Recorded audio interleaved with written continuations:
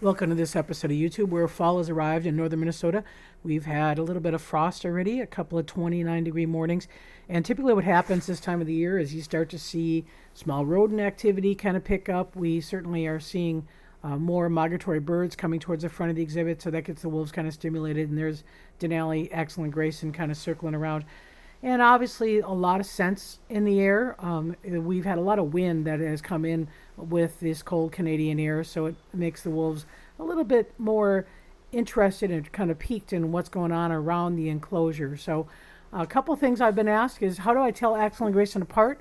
This is a great image where it helps you identify the dark coloration on the back of their tail. It's called a precaudal tail gland.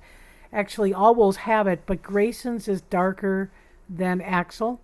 You can see a little bit more kind of yellowish coloration on Axel. And when you get to their face, Axel has a straighter nose, whereas Grayson has more of a kind of a curve at the base of his forehead. And Axel's eyes are more almond shaped, Grayson's are more roundish, and Axel's typically more dominant. So that's another way to be able to tell them apart. So other than that, we've been managing a little bit of a situation here with Bolts up in the woods. Denali frequently goes up and visits with Bolts and kind of whines to him, but Bolts seems to have some issues with his back vertebrae, stability, causing some concerns for him. He's been kind of hanging up in the woods for a while. We treated him with a dose of antibiotics first, in case there was, again, some issue with maybe a bacterial infection, but we also wanted antibiotics first because for the next step of treatment is steroids, and we wanted to make sure that he didn't have an infection before we started him on steroids. So not sure what it is.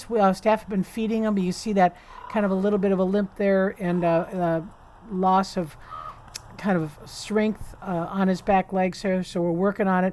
Our goal is to try to get him to feel comfortable, come down toward the front of the exhibit, and then drug him and take him to the clinic and try to get some more diagnostics. So we're working towards that. We're doing it on his terms.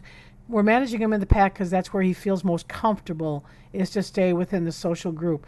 Right now, we don't need him agitated by locking him into holding. And the other thing that we have a problem with is if we do lock him away, we risk the other wolves perceiving that he's dispersed and then not accepting him back in the pack. So we want to make sure that he stays within the pack as we treat this until we can figure out what it is and kind of move from there. The other thing that's been going on here is we have been getting some roadkill here this fall, and that means that we have the smell of deer in our carcass freezer. And this is a wild wolf who has investigated our carcass freezer, and you can see him sniffing, or her, don't know. It's a radio-collared wolf, so we haven't kind of figured out who it is, but sniffing around, trying to figure out how to maybe get into that freezer.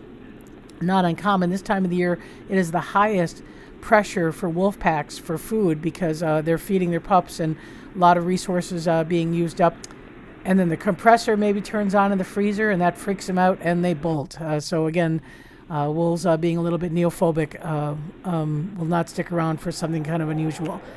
Over in Grizzer's retirement area, he's doing great. Again, having a increase of his diet as we get into colder temperatures. We're upping him to now 4 pounds of meat a day.